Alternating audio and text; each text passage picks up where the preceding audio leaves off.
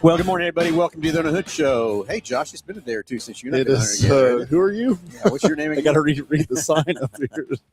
Hey, good morning, everybody. Welcome to the Under the Hood Show. It's a call-in show, in case you didn't know.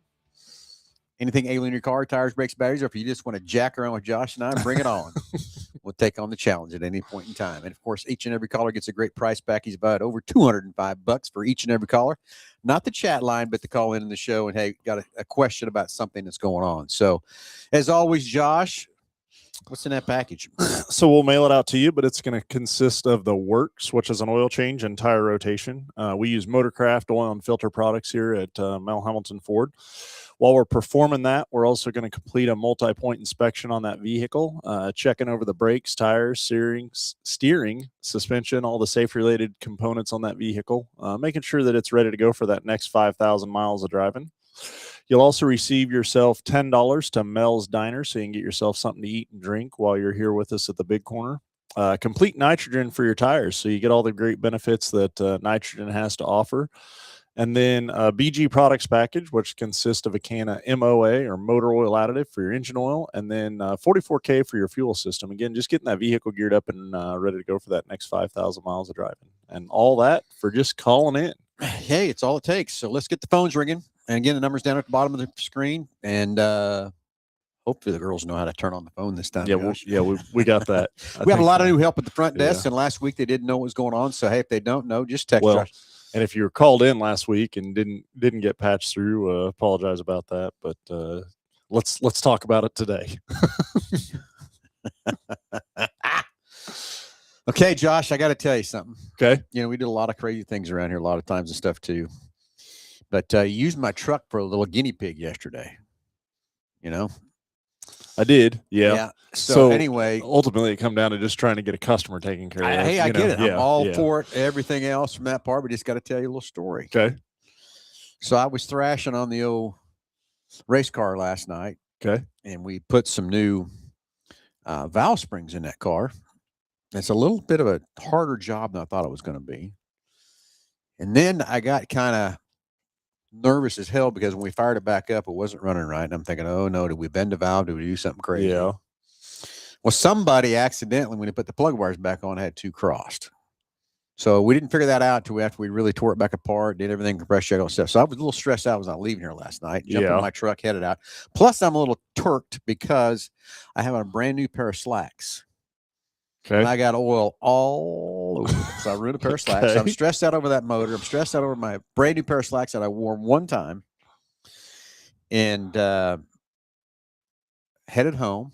And you used my truck for a demo. Okay. Cruising along. And guess what? No cruise. Oh, I had cruise. Okay. Just not adaptive cruise. And I almost took out the back of an F700. So it just wasn't turned on? Well, okay, so I got over in the features because, you know, I love that feature. Yeah. That adaptive cruise has saved me so many times from that part, let alone Blue Cruise. But it would not let me turn it on. Okay. Wouldn't do it, nothing whatsoever. But as I started this morning, it let me turn it on. Everything. So I don't know if something just had to reset. It probably wouldn't let me do it when it's cruising down the road like that, I think. Huh. Yeah, that's Of course, I don't know. Did you guys? You're going to rob a part off my truck to try it on customers' cars. We didn't have one in stock to try, which I'm all for that, just to see what we got. The one the customer needed was on back order, and you know it was going to be multiple weeks, and I thought, well, instead of them waiting that amount of time, I'd down one of our units to make that happen. And anyways, so tried to do that, and you know there was all sorts of parameter resets that we had to do, and I'm sure there was a drive cycle that needed to happen on it as well. And it was later in the evening and it was going to use, so I don't know that everything went exactly exactly the way it needed to. It doesn't sound like, but the point of that was for sure how accustomed you were to the adaptive cruise control, and you just assumed that it was there. Oh right? yeah. So now that feature is not there, and of course, it's like, whoa. Mind you, I wasn't texting or driving or nothing like that either. I don't text and drive, Josh. I don't. I drive and text. Gotcha. I just don't text and drive. Okay. Yeah. So well, and then so I'm gonna. The other thing is probably the guy that was behind me. I'm not sure what he had in his shorts and he got done either. So, You come to a pretty abrupt stop or I slow think that down pretty Subaru quickly. might have been at about a 45-degree angle time I got her stopped. If you don't know the truth, but that's okay. So Greg wants to dive into this new pair of slacks more. So Yeah, I see that. I Of cannot course, tell. we got Tim Danny up there, Ricky and Cal going on. I'm still trying to figure out who's Ricky and who's Cal. You figure that out yet? You're definitely Ricky. I don't know about that. Yeah. I've got pictures to prove it.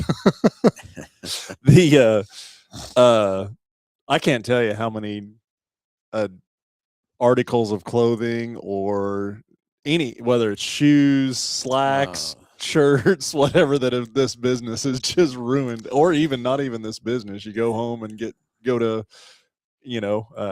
go try to help somebody out or do something one way or the other. I'm going to tell you, I got teased way back. So I've been here 18 years. So probably about 12 years ago, I was getting teased because I got tired of ruining clothes. Yeah. So I went to our uniform company and got the exec wear and was wearing that stuff. And I remember several of the managers were laughing at me about that, but that's because I'd go back there and try to help with stuff and just get it ruined. Yeah. From that part. But the best story I got about ruining a pair of slacks and everything else is back when it went over in Hutch. I don't know if you were there for this one yet or not. I got over there and I was wearing slacks and coats and jackets and everything at that time. And I'd run out of bays in that main shop, and there was like this storage building full of junk. I cleaned it out. I put a lift in it, and I made me another bay is what I was doing over there. And it was going to be basically my quick lane. Mm-hmm. That's all I was going to do is just do oil changes. And we were bringing in one of those air tanks of oil. You put air to it and hook it up. Yep. I don't know, probably 100-gallon tank or something like that, and it has this pipe coming up, about a half-inch pipe coming up out, and you put a dial on that thing, and then you put your container and push the button, and it tells you how many quarts are going in. You take that container and pour it in the car. Anyway, we're standing over them. The guy is installing that tank, okay, and he hadn't put that meter on it yet, so that half-inch needle's coming out, right? And the air's hooked to it. And he went out to his truck to get that meter screwed on it. My tech walks up to me and goes, and there's that little button on top. You just push that button on the tank, and that foot starts the oil running. He walks up and sees that silver button sitting there, and he goes, "What's this?" and hits that. And I'm standing right in front of that pipe. So 125 PSI at a half-inch hose oil hits me in the chest. Okay. And I'm froze. I don't know. I just can't move. And it's like in slow motion. That oil's just splattering everywhere. I mean, it filled my shoes. It filled my shoes full of oil. And he's standing there laughing his ass off at me. And I wanted to kill him. I tell you, I think you knew what that button did. I don't know. No, I can't imagine so, but I don't know. I don't know. So anyway, that's one of my best stories. But anyway, Greg, just so you know, wasn't planning on getting dirty yesterday, but we were working on those valve springs. And we put it all together, and basically after you get done, you got to run it and get it warm. And so you got to check the valve lash when it's hot. And at least get it to 180-degree oil temperature, and then you check the valve lash at that point. And so when you take the valve cover off, there's a lot of oil that stays in that valley. What I didn't know is that we had been working on other stuff in the car. So instead of car being level, it was this way. Oh, on the rack. They had it about 4 inches higher in the back. So that oil ran to the front of the valve cover. So when I pull that valve cover off, that oil just come gushing out. And the man just 180 degrees too. Yeah. So that felt real nice on my legs, even though it went right through my pants from that part too. So, hey, live and learn what it is from that part. Wash them in some more calories. That might take care of it. Looks like we got a secret recipe here. Might take a secret recipe to make that happen. Yeah. So it was a stressful day yesterday because I really thought we'd hurt that motor and everything else, but it turns out we hadn't. Everything's just perfectly fine. Once we got it all running back there, everything's really good, ready to go. So from that part. Now, Tim, I got another funny story about the Lord Calvary that you're not going to believe either, but that's okay. Maybe that's it. I don't know. That's a story for another time. Well, okay. So we're getting really off subject today, but that's okay. Anyway, Josh, and Tim knows, I just got a new puppy. Okay. Frankie. So anyway, he's just, I'm getting home all these late hours and stuff, so he's just dying for attention and everything else too. So last night I finally sat down about, I don't know, 9:30 to watch the late models run out in Fairbury, and I set my cocktail right down on my end table. Guess who's licking out of that bowl, out of that glass? Frank. He's licking out of that thing. You know, I thought he'd back off and jerk. You know, seemed like he liked it. So, Tim, we might have another Lord Calvert fan in the family. I'm not sure. He was good with it, huh? I tell you, it made me nervous as hell because I didn't know how much he really drank either. You know, from that part. But luckily, Ralph had wore him out pretty hard too. So he's got a headache this morning. I can assure you of that. No, but I thought he'd jerk around or do something with his tongue or do something like, nope, didn't phase him. Wasn't a big deal. Been phasing a bit. That's crazy. Another person enjoying the Lord Calvert. So, hey, let's get the phones ringing. 316. That's two. That's two.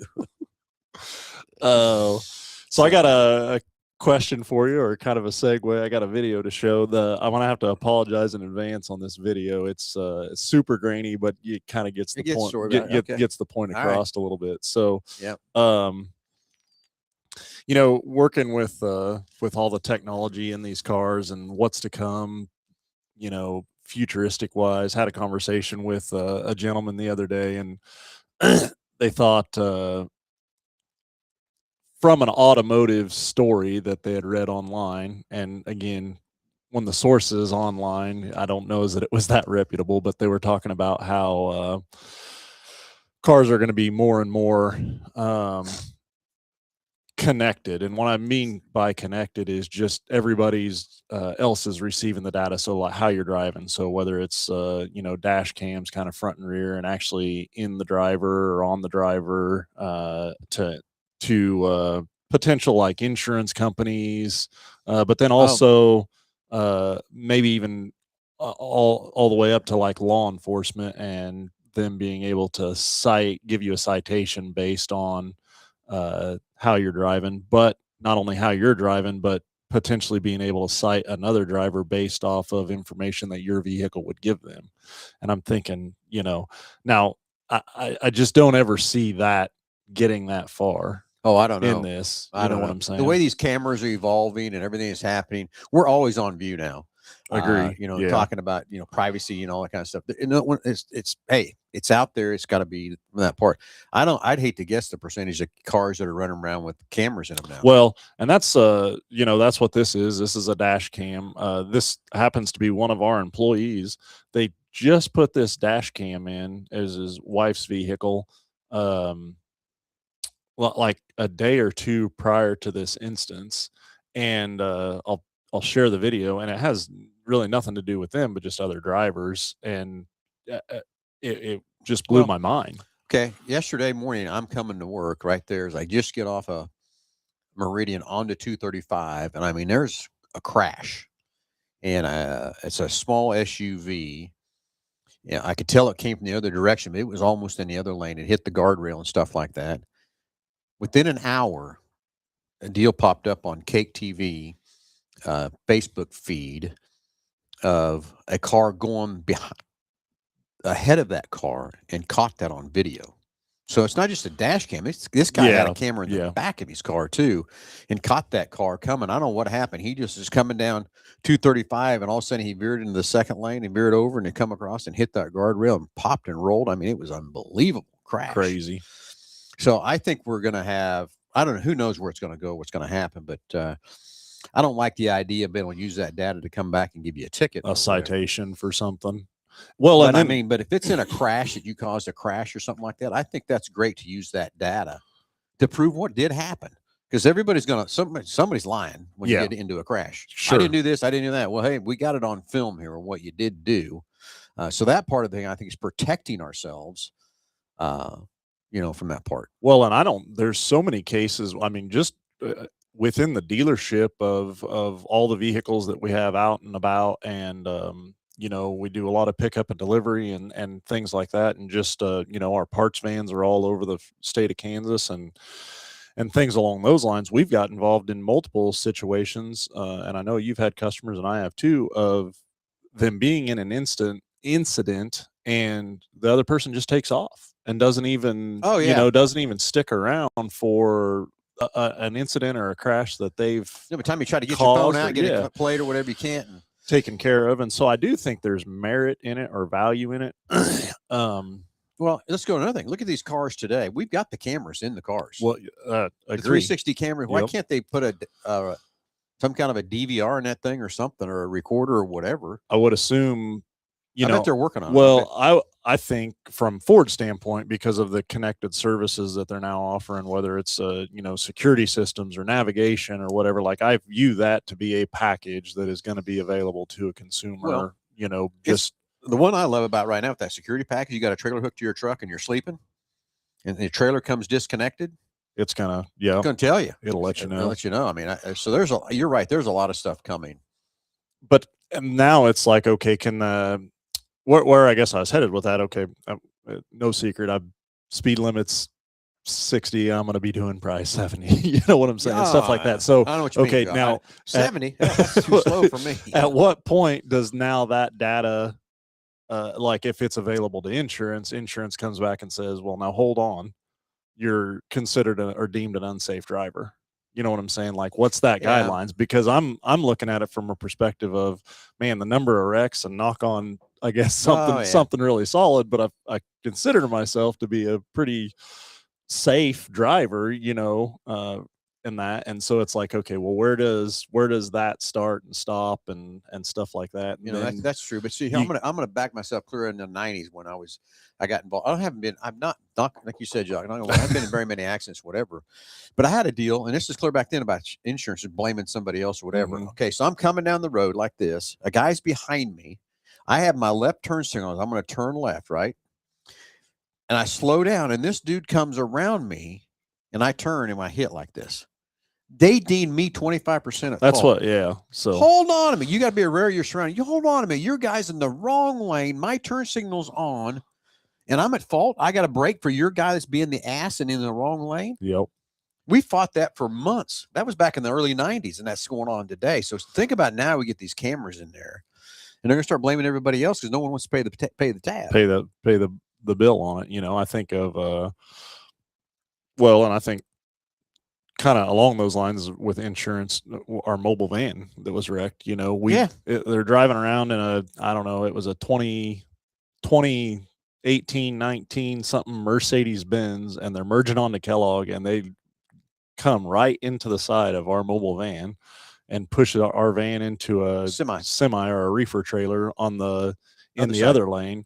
And me and that reefer trailer, or I guess us and that reefer trailer, we get to spit $25,000 worth of insurance coverage. It totaled out $140,000 van and damaged this semi trailer, crazy. And like to be able to have only 25,000 that's all you have to have coverage is crazy. I mean, you can get in an accident now, and you do on a pickup. It doesn't matter what manufacturer it is. You go a couple of headlights and a grill and a radiator and a bumper, and you're $15,000 pretty dang easy. It's kind of crazy. That's my thing about that is this $25,000. Now then your insurance has got to pick in for something you're not at fault at, and then your rates are going up because of that idiot over there had $25,000 worth of insurance, didn't have the right coverage, right? But then we'll let these attorneys go out and sue these insurance companies for unlimited amount of money for an accident. Yep. But then we're at fault and get $25,000 as all we get when we got $50,000 worth of damage. I mean, it's just there's a whole screw up in this insurance business right now. My opinion, not trying to knock on anybody's industry or whatever, but that's not right. I'm just telling you, it's not right. Yeah. So we'll get okay. You got a video. We got some questions. We'll get caught up on a couple of comments here and then go from there. So Keegan says he's got a 2023 or 2003 Dodge Caravan, changed spark plug wires, coil pack, throttle position sensor. And when you get on the gas, it still wants to dog down. Could it be EGR valve or the idler sensor? So Keegan, let's stop putting parts of this thing. Let's get a diagnosis on it instead of just throwing parts at it. Because I'm sure you're probably running over and letting somebody get a code reader and reading different codes and stuff. Maybe that car is having, or that's the first thing that's kind of my mind. But let's try to figure out what's going on with it correctly and get one of our certified techs to go diagnose that thing and figure out what's happened. So Keegan, if you want to put a phone number out there that we can call you on or whatever, and Josh can call you after the show and schedule something up. But Keegan, it's just there's too many things can be doing what you're saying it's doing, and let's get a diagnosis on that thing, especially since you put that much money in it already. Let's slow this thing down a little bit. Yeah, I'll get him a call after the show here. So a couple things. One, I would say fuel, be checking fuel pressure. The second is the back pressure in the exhaust for sure. But Keegan, I'll get you a call after the show and see what you got going on with that thing and where all you've been and stuff like that. So next one, yeah, stay cool. The heat, the heat is on. Isn't there I think there's a song out there. Oh yeah, it is. Heat is on from Eddie Murphy. Eddie Murphy, yeah. Beverly Hills Cop. Beverly Hills Cop. Yeah, that's a great show. I could watch that 10 times more. So even this hot, 105. I'm all over. 110. I'm all over that 30 degrees. I guess after 100, I don't know that it really matters a whole lot. Yeah, I'm with you. Okay, and then 25% fault. Yes, I did win that. After months of battling and battling the dang thing, and I probably should have gave in, but again, I didn't want to. I wasn't at fault. Well, it wasn't. Yeah, it wasn't. That insurance company just looked for a way not to pay the whole claim. That's all they were trying to look for. Yeah. Okay, you got a video for us? I do. So we're gonna flip over here. So you're gonna lose us for just a little bit. She'll still should have the audio part, but I'll get this played. So let's go here and see what we can come up with. Okay, and again, I apologize about how grainy things are. Didn't have an HD camera, huh, Josh? Well, so it is way clear on this, but it was sent from a Samsung phone to an iPhone, and that's why it's like that. I should have got it in its original form.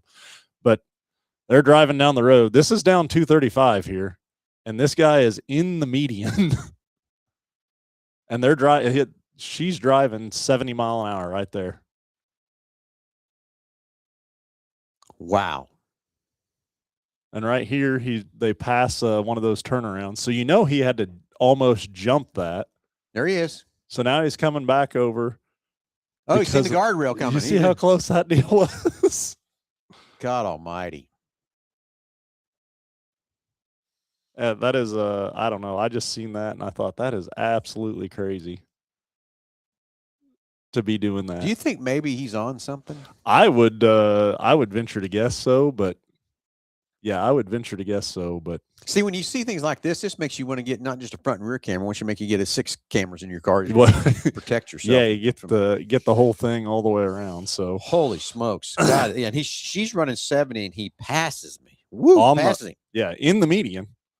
And I don't know. I just think of debris, road debris, stuff in the median there, and then not to prejudge or anything, but there wasn't really any one of the panels on that truck the exact same color. I'm thinking, okay, what kind of shape is that truck in? How's the steering and suspension on that thing? What's that like? But to be able to, and now you're going to take something that's probably not going to perform the best and mechanically not in the best of shape and go try to do that with it. Just think of the amount of danger. That's absolutely crazy. So for sure.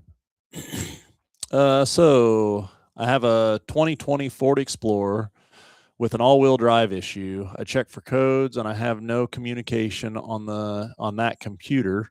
Is that an issue that I have to schedule for the main shop? So yeah, that is something that we would need to get scheduled in for the main shop. The first thing on the issue with no communication on that computer, going back to your comment and what you were talking about with Keegan up there, I would wonder, are we using the right equipment that is even capable of communicating with that module? For sure. And so pulling a generic code is what I'm going to bet you, and not pulling a would be one of the things. And then secondly, when you say that you have a all-wheel drive issue, what is that issue? But yeah, that is something that we would need to get scheduled up into the main shop. And again, happy to reach out to you after the show again as well, and try to get that scheduled or on our schedule to figure out exactly what's going on with it. Yep. I still can't get over that truck passing in the median. You got to be doing at least 80. I would agree with that too. So then I'm thinking, okay, from a standpoint as a individual, and I know what mine is, but what's your biggest pet peeve of other drivers that I don't want to say will produce some sort of road rage, but just make you irritated with another driver? Left laners. Yeah. Drive me nuts. Get mine over. Is too. Yeah, mine is too. And then you pass them, they still stay in that left lane. They act like it's a normal lane. They forget what that left lane's all well, about. And I don't know. I think back of driver's ed, or I don't know if that's taught near as much as what it used to be. Maybe, I don't know. Okay, or what is it, a common courtesy thing, or you know what I'm saying? Like, well, there's signs out there that says slower traffic, stay to the right. I mean, I don't understand why the reasoning of hanging out in the left lane either. You know what I'm saying? Like, what are you gaining by doing that? I don't know. Now, the other one that really chaps my do is when you come, an on-ramp coming up. Okay. And you can't get over because there's too much traffic, but then you slow down and wait for them to get in, and they just sit there. Yeah. I gave you room. Just get in there. Get to going. Yeah. But I can't get over because there's vehicles on the left side of me here. So come on. Yeah. I would say that left lane. The other thing I was thinking too is, and I've thought this for a while, but previous to getting a CDL, it was always about pulling a trailer. Is that I think everybody, at some point early on in their driving career need to pull a trailer through traffic and stuff like that. But then the other thing is the semi. And when we went and got CDL license, everybody should have to experience that at one point in time. And I think they would drive different around those vehicles and, have maybe a little more common courtesy for them. Stuff understand like how they accelerate and they can't accelerate and how or stop. You're not going to stop that thing on a dime by any means. Which brings me up. My next thing is just like these big motorhomes running around. Mm-hmm. I still think, why does that person driving that big motorhome not have to have a CDL? Yeah, it makes no sense to me whatsoever. I don't care that it's classified as a motorhome. And that's with the classification, it makes it to where you don't have to have a CDL. I think it's crazy. I think you should, anything over a certain weight or whatever, should have to have a CDL. You can sit and go drive a Geo Metro and then hook it onto your, 37-foot motorhome and head on down the road. A certain weight ought to classify you that you have to go get a CDL. I mean, it's just like my motorhome. It's classified as a motorhome. Right on the title, everything says MH for motorhome. Mm-hmm. CDL not required. That is stupid. It's a semi. Yeah. For all intents purposes. Yeah. And well, same weight even. Yeah. But no CDL required to make that thing go up and down the highway. Think about how unsafe. Of course, maybe those things, older people don't crash with those things like they think they do or whatever. I don't know. Who knows? I don't know. It just drives me crazy that you don't have to have a CDL. I think something over GVW. There's the 26,000 GVW. Anything over that, you should have to have a CDL to drive it. Yep. Period. I mean, you got to have a DOT to have anything over 26,001 pound. Why would you not have to have a CDL to run up and down the road to do it? Yep. So there has got to be somebody out there that's listening that has a pet peeve on a driving habit. But I'm right with you. The left lane hanging out. Yeah. Who else has got another pet peeve on that? Is probably my biggest thing for sure. I bet I got a couple others that people come up with, but it doesn't bother me too bad. But it does a little bit. Not using the turn signals. Yeah. I'm pretty religious. But once in a while, I screw up because I'm, again, not driving and texting. I'm texting and driving. Forget that turn signal now and then. Of course, I hate sitting out here at the 119 turning in and listening to that thing going ding, ding, ding, ding, ding, ding, ding, ding. So, I don't turn it on as soon as I get there. I turn it on when I see the lights come about ready to turn in. I hit the thing on. I'm going to stay off the turn signal deal. Are you? Yeah, probably because you're probably not good at it either. Person about that. Yeah. Probably not the best person for that. So, well, it happens. Hey, what you got something going on out here on interest rates? Hey, we do. It's really cool right now. Finally, 2.9% for 84 months on F-150s. Pretty crazy. So, and this is specific to F-150? F-150. Okay, 2.9 for 84 months plus $1,000 rebate. Any trim level? I mean, Any trim level obviously, on 26. No Raptor. yeah, obviously, probably not Raptor, but outside of that, anything else? Yeah. The other thing we have starting today is a $1,500 down payment match. So you put down 500, we're going to match 500. You put down 1,000, we're going to match 1,000. Oh, You put down sweet. 1,500, we're going to match that 1,500. And it's real true cash. It's not hiding or stealing it or doing anything else like that. We actually have an account set up to put that in there. So if you put $1,500 down, it turns into $3,000 down. Let me tell you what that does to your payment, what it does, even sometimes for a different rate of interest and stuff, puts you in a different tier and everything. So that's going all the way through the end of the month. So watch, of course, the ads are out there and stuff like that too. But yeah, 2.9% for 84 months on F-150 plus $1,000 on every trim level but Raptor. And then match your down payment up to $1,500. So if you only got 500, that's okay. We'll match the 500. You got 750, we'll match 750.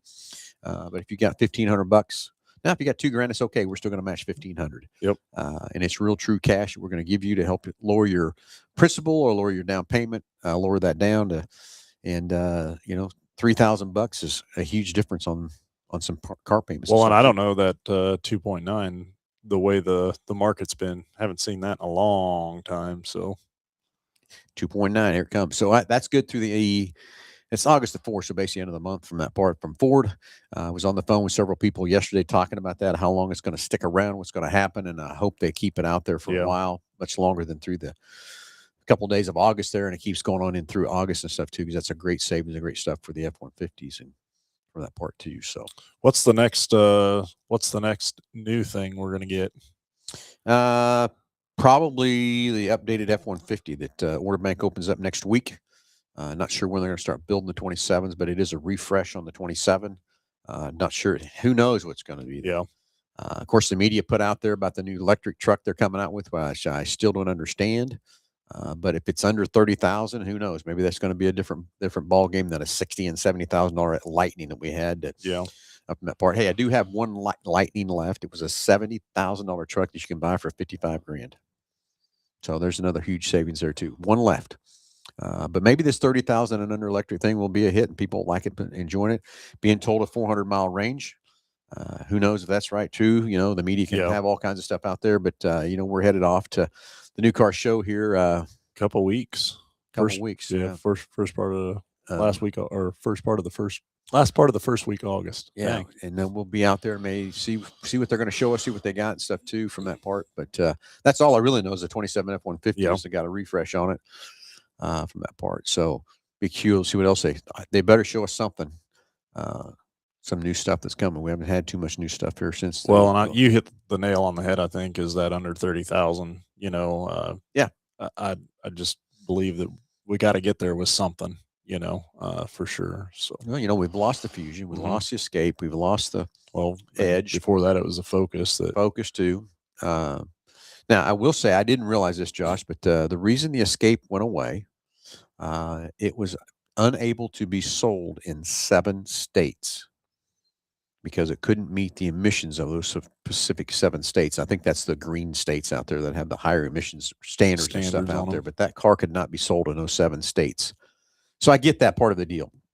But before you have to take it away, you should have known that was coming. Let's get something out here and get another product for us to offer our customers and stuff too. So, and I hear there's a third row SUV under 30 coming too, but I heard it, haven't seen it. Hopefully they show us some stuff when we're out there in August and can help us in that part too.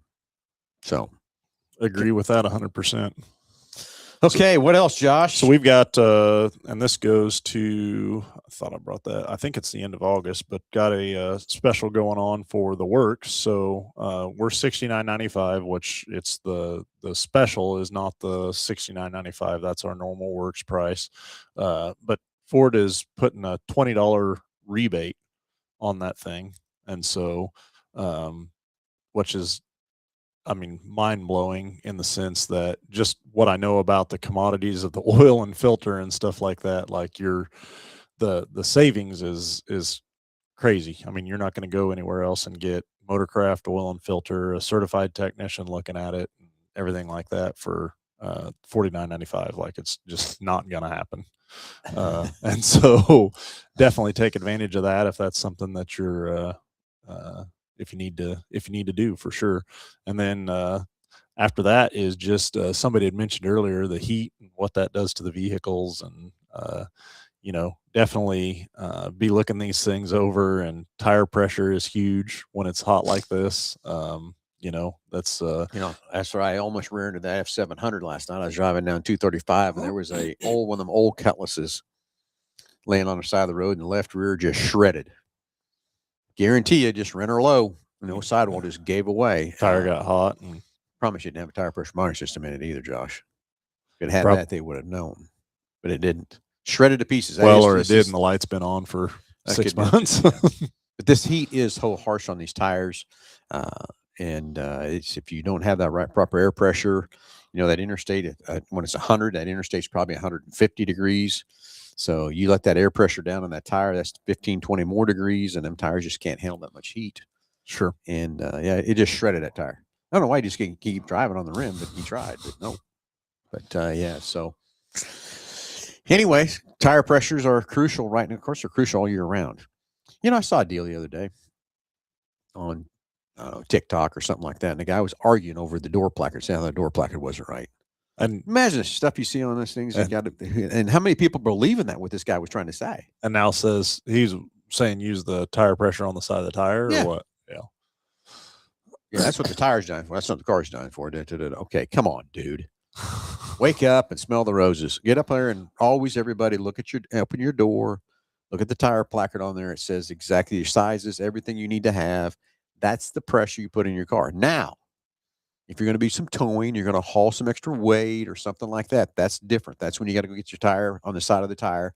So if I'm going to go tow something 8,000 pounds on my F-150, and it tells me I need 35 pounds of pressure, but I'm going to go look at the tire, and the tire says it can handle 44. I'm going to put 44 pounds of air pressure in it while I'm doing that towing to hold that extra weight and everything else in that part. But normal driving and stuff, whatever that door placard says, is what needs to be in that tire. Well, yeah. And then TikToker wants to argue with me on that, bring it on. And then you want to go replace that tire, you need to be referencing that placard as well for your load and speed rating. It's just like yesterday. I had a guy text me, hey, I need some tires for my Super Duty. What do you got?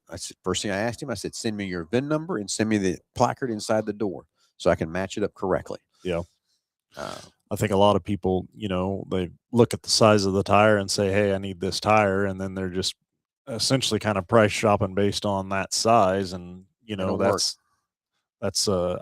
you can pick really any one specific size, and there may be 10 or 12 load or speed ratings for that tire. And, you're going to affect the driving characteristics and abilities of that vehicle. Braking, steering, everything.